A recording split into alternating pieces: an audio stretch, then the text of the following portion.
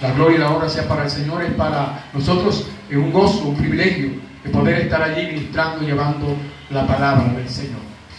Estamos tratando un tema que lo hemos denominado, estamos llamados a dar buenos frutos. Estamos llamados a dar buenos frutos. Y hemos dicho lo que está escrito en la palabra, donde indica que todo árbol que no da buen fruto será cortado, según Mateo capítulo 3, versículo 10. Y ya también el hacha está puesta a la raíz de los árboles, por tanto todo árbol que no da buen fruto es cortado y echado en el fuego. Entonces ese es nuestro tema que estamos llevando en esta serie, llamados a dar buenos frutos. Y estamos llamados a dar buenos frutos, buenos en calidad. Esto lo hemos hablado y ya lo hemos repetido varias veces, y en cantidad. O sea, no es solamente dar frutos por dar frutos, sino que estamos llamados a darlo bueno en calidad y bueno en cantidad. Y estamos hablando de tres temas muy importantes. Ya hemos hablado de lo que es llamados a producir frutos del reino, según Mateo capítulo 21, versículo 43. Por tanto os digo que el reino de Dios será quitado de vosotros y será dado a gente que produzca los frutos de él, o los frutos del reino. Ahí ese tema ya lo hemos avanzado, hemos escudriñado algo sobre eso, hemos anunciado y hemos dicho y cuáles son esos frutos del reino. Hemos hablado de esta gran bendición de producir frutos del reino. Nosotros estamos llamados a eso, a producir esos frutos. También hemos tocado el tema de llamados a dar o a hacer frutos de arrepentimiento, según Mateo capítulo 3, versículo 8, donde dice: hacer pues frutos dignos de arrepentimiento. Cuando estamos hablando de hacer frutos de arrepentimiento, es demostrar esos frutos, demostrar los frutos de arrepentimiento. Y estamos tocando el tema que estamos llamados a vivir dando fruto del Espíritu, basándonos en Romanos capítulo 7, versículo 4 al 6, y en Gálatas capítulo 5, versículos 22 a 23. Ya hemos tocado la primera característica del fruto del Espíritu, que está allí en Gálatas capítulo 5, 22 al 23, y es el amor. Y le digo característica porque cuando está diciendo, no dice los frutos del Espíritu, sino dice el fruto del Espíritu es amor, gozo, paz, paciencia, benignidad, bondad, fe, mansedumbre y templanza. O sea, lo que indica esto, que el fruto del Espíritu en el individuo es eso. O sea, la persona se caracteriza porque tiene amor, porque tiene gozo, porque tiene paz, porque es paciente, porque es benigna, porque es bondadoso, porque tiene fe, porque tiene mansedumbre, templanza. Entonces se caracteriza por eso. Pero el fruto del Espíritu, esas son las características. Por eso decimos los dones o frutos, o los frutos del Espíritu. Y la Biblia en Gálatas, vamos a rectificar esto, por favor, que es necesario que lo tengamos en cuenta, porque muchas personas dicen los frutos del Espíritu, y la Biblia dice es el fruto del Espíritu. Lo que se nombran ahí son las características de ese fruto. Gálatas capítulo 5, versículos 22 y 23. La Escritura dice: mas el fruto del Espíritu es. Entonces tengamos en cuenta que no dice más los frutos del Espíritu, sino el fruto del Espíritu es, o sea, la caracteriza. El amor se caracteriza porque la persona tiene amor, gozo, paz, paciencia, benignidad, bondad, fe, mansedumbre, templanza. Y dice allí, para sellar el texto: contra tales cosas no hay ley. Y hablamos ya de la característica del amor. Y miramos lo que está establecido en 1 Corintios capítulo 13, los versículos 4 al 8, que es el amor. El amor es benigno, es sufrido, y algo que recalcamos es que no busca lo suyo propio. Quiero seguir hablando un poquito sobre esta característica del fruto del Espíritu, como es el amor. Dios desea poner a través del Espíritu Santo el fruto del amor, esta característica. Así como Él anda en amor y es amor, desea que sus hijos vivamos en amor.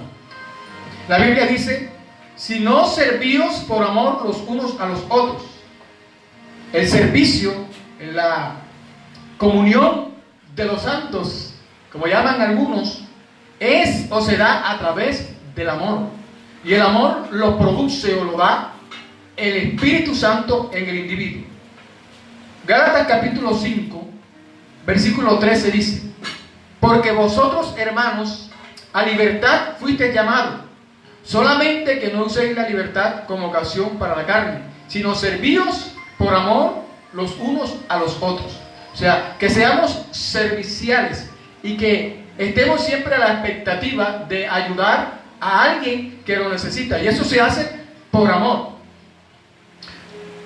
Y cuando la Biblia recalca y dice, allá en Primera de Juan, capítulo 4, versículo 16, nos está narrando o diciendo el apóstol Juan que nosotros hemos conocido y creído el amor que Dios tiene para con nosotros. Lo hemos conocido y sabemos que Dios tiene amor para con nosotros, como Él mismo lo registra en el Evangelio según San Juan, capítulo 3, versículo 16. Que de tal manera amó Dios al mundo que dio a su Hijo unigénito para que todo aquel que en Él crea no se pierda, mas tenga vida eterna. Entonces nosotros hemos conocido y creído el amor que Dios tiene para con nosotros. Lo demostró enviando a su Hijo Jesús a morir en la cruz del Calvario. Y recalca entonces el apóstol Juan: Dios es amor. Y esa frase está allí, estipulada, está escrita, está en la palabra, y eso es eterno. Y en eso de que Dios es amor, y el que permanece en amor, permanece en Dios y Dios en él. O sea, hay una comunión, hay una vivencia diaria en el hombre, en el individuo, la mujer que conoce a Dios, y se mantienen en esa relación de amor y hay esa unidad. Y ese amor es el que echa fuera todo temor, porque no hay que confundir el amor. El amor del Padre, el amor de Dios no tiene comparación. No hay comparación al amor de Dios. Y ese amor que nos llena, nos da el Espíritu Santo y nos llena y pone en nosotros esa bendición de tener la capacidad de amar, es la que echa fuera todo temor. A veces se necesita, ¿por qué no se entiende o no se comprende por qué mucha gente en este tiempo está angustiada, está afectada? Y es porque la gente le falta el Espíritu Santo para tener la capacidad de entender los propósitos y planes de Dios. Cuando la iglesia ha entendido el propósito y el plan de Dios y conoce la palabra y conoce los tiempos, no se agita, no se irrita, no se desanima, no se entristece por los tiempos que estamos viviendo. No hay temor en ese individuo, en esa persona. ¿Por qué? Porque tiene el amor de Dios. Y Primera de Juan capítulo 4 versos 18 lo recalca y dice: en el amor no hay temor, sino que el perfecto amor echa fuera el temor, porque el temor lleva en sí castigo, de donde el que teme no ha sido perfeccionado en el amor. O sea, el que tiene temor a estas circunstancias, a estas situaciones, no ha sido perfeccionado en el amor. ¿Por qué? Porque no ha conocido a Dios. Pero el que conoce a Dios ha sido perfeccionado en el amor y siente la capacidad, la autoridad de poder resistir el tiempo. Resistir el tiempo. Por eso el apóstol dice: resistid al diablo y él huirá de vosotros. Cuando la persona está entendida en el amor que Dios tiene para con él y el amor que él tiene para con Dios, porque ha entendido el propósito del amor de Dios para con su vida, entonces puede manifestarse lo que quiera manifestarse y esa persona se siente perfeccionada en el amor, por tanto no tiene temor, porque el verdadero amor echa fuera el temor. El salmista expresa algo tan importante en cuanto a esto y dice: el varón de Dios, la mujer que teme a Dios, el hombre que teme a Dios, dice, no tendrá temor de malas noticias. O sea, se mantiene allí seguro, esperando la perfecta y divina voluntad de Dios, porque Él es soberano para nosotros y Él es el que hace y es el que manda y el que dirige. Y si nosotros estamos perfeccionados en el amor y el fruto del Espíritu viene y pone eso en nosotros como es el amor, esa característica está allí y se refleja en el individuo y siente una paz y siente una tranquilidad porque está viviendo para Dios y se mantiene seguro en el Señor, porque Él nos tiene guardado en el hueco de su mano. Y lo que acontezca y lo que sucede o suceda es porque es Dios el que está obrando, es la manifestación de Dios. Y eso sucede cuando hay amor en el individuo, cuando el amor de Dios está tratando con el individuo, está puesto en el individuo. Se conocen diferentes tipos o clases de amor. El amor eros, que es el amor entre parejas. El amor filial, que es el amor de familia. El amor ágape, que es el amor de hermandad o cristiandad. Ese amor ágape, que llegamos a la iglesia y conocemos a la gente y parece que le conociéramos de tanto tiempo y tenemos esa hermandad, esa comunión y nos amamos ahí. Ese es el amor ágape. Y ese amor es el que da el Espíritu Santo. Si seguimos hablando del fruto del Espíritu, vamos a encontrar ahí otra característica que es gozo. El gozo es una característica más del fruto del Espíritu. Y cuando está hablando de gozo, no se refiere a un gozo pasajero. No se refiere a un gozo que va y viene, hoy sí, mañana no, sino es un gozo permanente, un gozo estable, que a pesar de las circunstancias que se viven, ese gozo está allí estable, duradero y permanente en la vida del individuo. Yo no sé en qué consiste en la vida del creyente que hoy está con un gozo y piensa que el gozo es brincar, saltar, hablar en lengua, revelación, profecía, aleluya, y el culto estuvo gozo, qué gozo, hermano. Pero cuando llega a la casa, el gozo se perdió. Porque el gozo debe permanecer en el individuo, no importando las circunstancias, al igual que el amor. Porque no te aman, tú no tienes que dejar de amar. Porque el amor tú lo tienes para darlo. De igual manera el gozo debe ser algo permanente, debe ser una vivencia en el cristiano. No que porque las circunstancias, lo que estamos viviendo, y estoy afligido, y estoy triste, no. Usted tiene que estar hoy, más que nunca, gozoso. Porque hay un principio bíblico para esto, y es que hoy está más cerca el día de la salvación para nosotros que el día que queremos. Y eso debe hacerte llenar, debes tener gozo por esa bendición. Porque un día ha pasado y a pesar de las circunstancias y a pesar de todo, ahí estás, firme, avanzando, teniendo la oportunidad hoy de ser bienaventurado, porque la Biblia dice bienaventurados los que oyen la palabra. Entonces eso trae felicidad, trae gozo, y tienes que permanecer allí en ese gozo, en esa alegría, porque el gozo del Señor es nuestra fuerza y es lo que nos ayuda, y ese gozo es estable, y ese gozo es duradero, y ese gozo es permanente, y ese gozo no es emocionalista.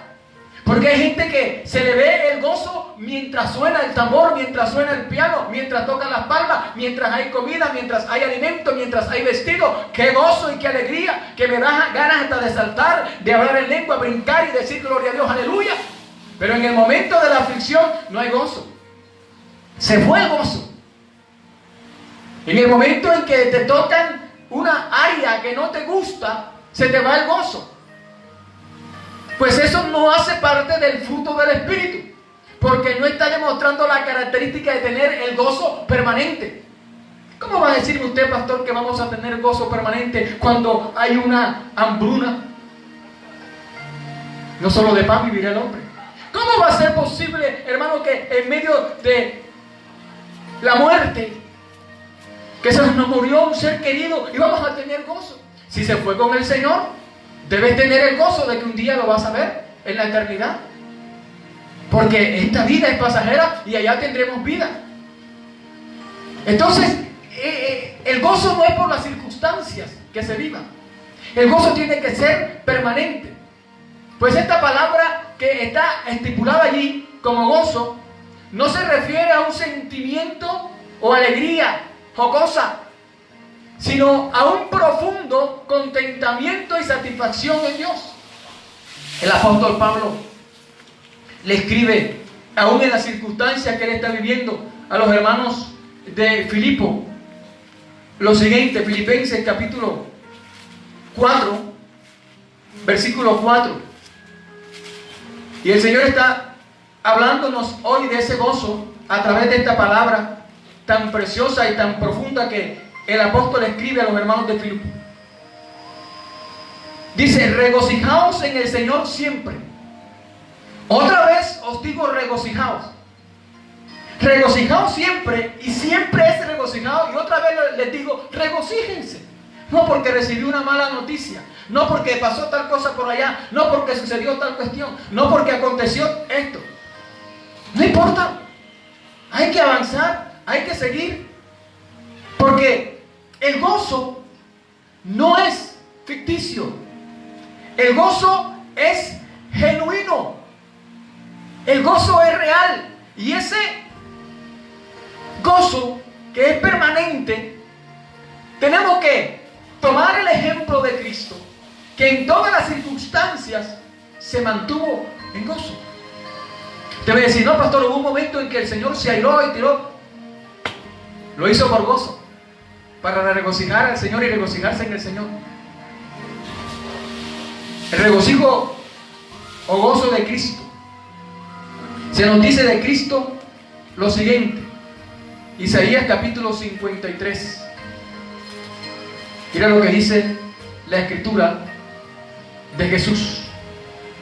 Despreciado y desechado. Isaías 53, versículo 3. Entre los hombres, varón de dolores, experimentado en quebranto, y como que escondimos de él el rostro. Fue menospreciado y no le estimamos.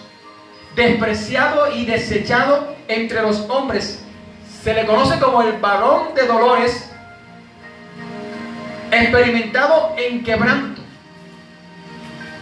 Este varón de dolores, Cristo, que él fue varón de dolores, se nos dice, experimentado en quebranto. Pero en cada momento de su vida había gozo verdadero. Y su gozo era tanto como para el presente como para en el futuro. Cuando él vivía y estaba allí en la tierra con los discípulos y pasaron los acontecimientos que tenían que pasar, porque estaba escrito de él que tenía que pasar, él vivió una vida llena de gozo. Juan capítulo 4, versículo 34.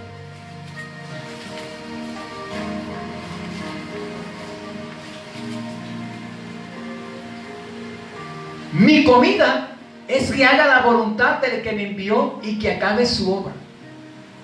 Cuando se encuentra con la mujer samaritana y ella tiene un encuentro con él, y ella va y da el anuncio a aquellos que estaban allá en la ciudad de donde ella venía, y ella encontró a Jesús, y el mensaje que llevó ahora fue un mensaje de gozo.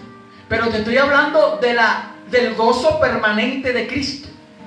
Cuando llegan los discípulos, le rogaban diciendo: Rabí, come. Él les dijo: yo tengo una comida que comer que vosotros no sabéis. Entonces ellos le dijeron: ¿será que alguien le trajo de comer? Y Jesús les dice: mi comida es que haga la voluntad del que me envió. O sea, mi gozo, mi alegría, mi regocijo es que haga la voluntad de Dios y que acabe su obra. Él estaba tan complacido, tan lleno de gozo, porque llegó aquella mujer, recibió la palabra, se fue contenta, gozosa y anunció a otros. Y entonces ellos le brindan ahora la comida porque él tenía hambre, estaba cansado y se recostó allí. Y cuando ellos vienen a traerle el alimento, la comida, entonces él estaba tan regocijado y expresó que su gozo era ese. Y él expresa y dice: mi gozo es cumplido. Eso en el presente. En el futuro, Hebreos capítulo 12. Jesús se regocijaba siempre. Siempre. Como dijo el apóstol Pablo: regocijaos siempre. Otra vez os digo, regocijaos. No importa la circunstancia, regocíjate, porque mejores cosas vendrán. Hebreos 12:2, hablando del regocijo de Cristo al futuro. Puesto los ojos en Jesús, el autor y consumador de la fe, el cual por el gozo puesto delante de él sufrió la cruz, menospreciando el oprobio, y se sentó a la diestra del trono de Dios.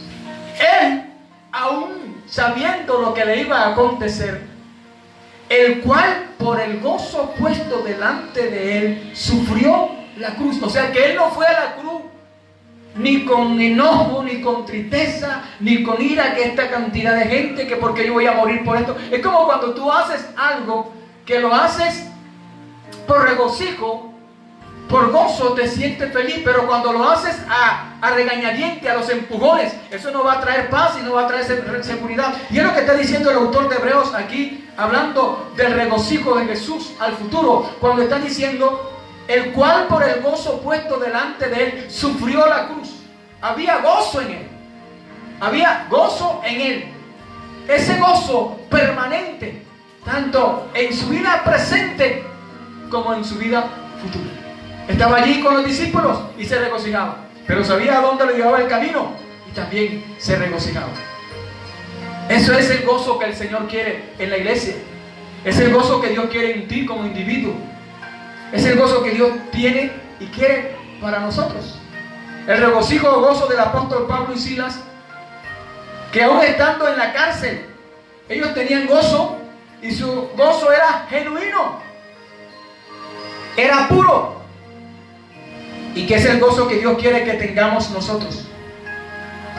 El apóstol Pablo dice: estad siempre gozosos. Primera de Tesalonicenses capítulo 5 versículo 16. Cuando tú estás con gozo siempre, no hay circunstancia ni dificultad que te venza, porque hay gozo en ti. La circunstancia y la situación que están viviendo Pablo y Silas, estaban presos, pero mira lo que dice la Escritura, Hechos capítulo 16 versículo 25. Había gozo en ellos y era un gozo genuino. No había tristeza, estaban contentos. Una noche orando, Pablo y Silas cantaban a Dios y los presos los oían. No, hermano, que todavía estamos aquí presos, no podemos hacer nada. Mira, aquí ahora nadie nos viene a ver, nadie nos visita. ¿Cuánta gente no se escucha así, que están en la casa? No, que a mí no me visitan, a mí nadie me quiere, yo no tengo. Bendito Dios. Dios está diciéndote en esta hora, a ti que te encuentras solo, que te encuentras triste, que te encuentras desamparado, que no hay quien te mire, que no hay quien te ayude, que no hay quien te dé una voz de aliento. Te está diciendo: tienes el gozo, que es una característica del fruto del Espíritu, y el Espíritu Santo te ha visitado y ha llegado a ti, y ese gozo tiene que permanecer en ti, no importando lo que esté aconteciendo. Es que nadie me visita, nadie viene a verme, es que de mí nadie se acuerda. Importante que se acuerde Dios, y se está acordando en este momento, que te puso el gozo que puso en ti el fruto del Espíritu para que vivas alegre y contento y te goces de lo que estás viviendo en este momento. Dale la gloria a Dios y eche hacia adelante y avanza en el nombre de Jesús. Que el Dios del cielo te bendiga, que el Dios del cielo te guarde, y recuerda que el fruto del Espíritu Dios lo pone en nosotros para que vivamos conforme a Él. Padre, te damos gracias en el nombre de Jesús por tu gran amor y misericordia. Gracias por cada vida allí presente. Esperamos que usted, a través de tu Espíritu Santo, sea obrando en cada vida y en cada corazón. En el nombre de Jesús, muchísimas gracias.